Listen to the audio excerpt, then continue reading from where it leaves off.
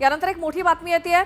सीमा भागातील सुरक्षेसंदर्भात महत्त्वाची चर्चा करण्यासाठी गृहमंत्री अमित शहा यांच्या निवासस्थानी सीआयएसएफचे डीजी रविंदर सिंह भट्टी यांच्या सोबत एक महत्त्वाची बैठक पार पडली। या बैठकीत शहांसोबतच अजित डोवाल आणि गृह सचिव सुद्धा उपस्थित आहेत। सूत्रांच्या माहितीनुसार सीमा भागातल्या सुरक्षेसंदर्भात चर्चा झाली आणि सीमा भागातील नागरिकांचं सुरक्षित ठिकाणी स्थलांतर करण्यासंदर्भात चर्चा झाल्याचं बोललं जात आहे।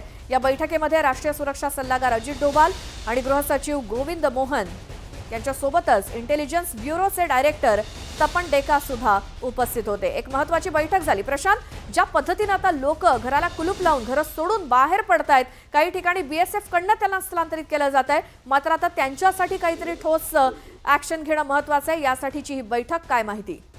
बरोबर, अत्यंत महत्वाची बैठक म्हणून असं म्हणावं लागेल। या बैठकीमध्ये खास करून सीमा भागांमध्ये जे सर्वसामान्य नागरिक आहे आणि त्या सर्वसामान्य नागरिकांना महत्वाचं म्हणजे जर बघितलं त्या सर्वसामान्य नागरिक सुरक्षित ठेवण्याकरिता ज्या पद्धतीनं महत्वाचं म्हणजे जर बघितलं यामध्ये ती सर्वसामान्य नागरिकांना कुठल्या प्रकारचा धोका होऊ नये यासाठी आज एक अत्यंत महत्वाची बैठक केंद्रीय गृह सचिवांच्या माध्यमातून बोलवण्यात आली। केंद्रीय गृहमंत्री देखील बैठकीला उपस्थित होते।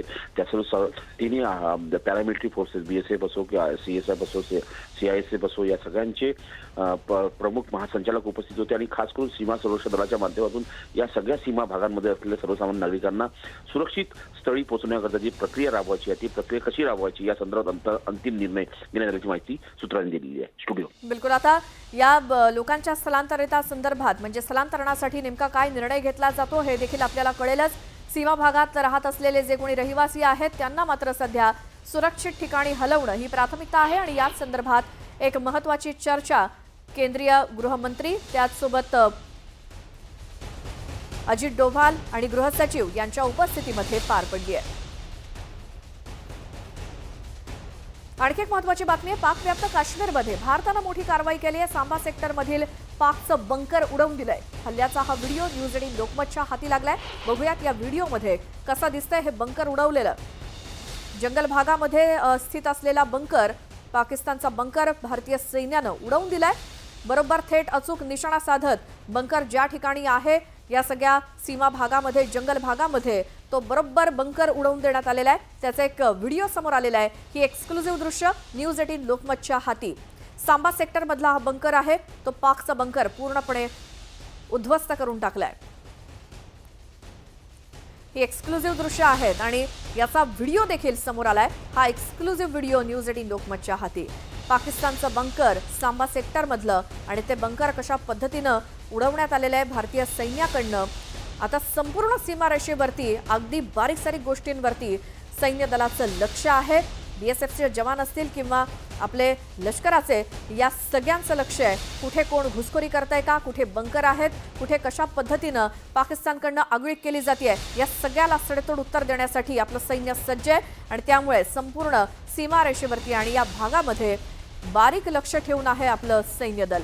आणि सांबा सेक्टरमध्ये असलेल्या या बंकरला देखील कसं उद्ध्वस्त केलं त्याची ही लाईव्ह दृश्य समोर आलेली आहेत। हा व्हिडिओ न्यूज 18 लोकमतच्या हाती लागलाय आणि त्यामध्ये आपल्याला दिसतंय पाकिस्तानी बंकर कशा पद्धतीनं बॉम्ब टाकून उडवून देण्यात आलाय। पाकव्याप्त काश्मीरमध्ये भारतानं केलेली ही कारवाई सांबा सेक्टरमधली। पाकव्याप्त काश्मीरमध्ये हे पाकिस्तानचं बंकर होतं आणि सांबा सेक्टरमधल्या पाकचं हे बंकर कसं उडवून दिलेलं आहे त्या हल्ल्याचा व्हिडिओ न्यूज 18 लोकमतच्या हाती लागलाय। असे बरेचसे काही व्हिडिओ काही सैन्याकडनं जारी करण्यात आलेले आहेत, तर काही तिथल्या स्थानिकांनी सुद्धा टिपलेले आहेत। त्यामुळे ज्या काही तिकडे घडामोडी घडतायत त्याचे व्हिडिओ जसजसे आपल्या हाती येत आहेत आपण बघतोय। सध्या एक्सक्लुझिव्ह हा व्हिडिओ पाकिस्तानचं बंकर उडवतानाचा समोर आलेला आहे। पाकव्याप्त काश्मीरातल्या सांबा सेक्टरमध्ये पाकिस्तानचा बंकर कसा उडवून देण्यात आलाय भारतीय लष्कराकडनं त्याची ही थेट दृश्य, म्हणजे अगदी हे बंकर उडवताना त्याच्यावरती कसा बॉम्ब पडतोय आणि बंकर उद्ध्वस्त होतंय हे या व्हिडिओमध्ये अगदी स्पष्टपणे दिसतंय।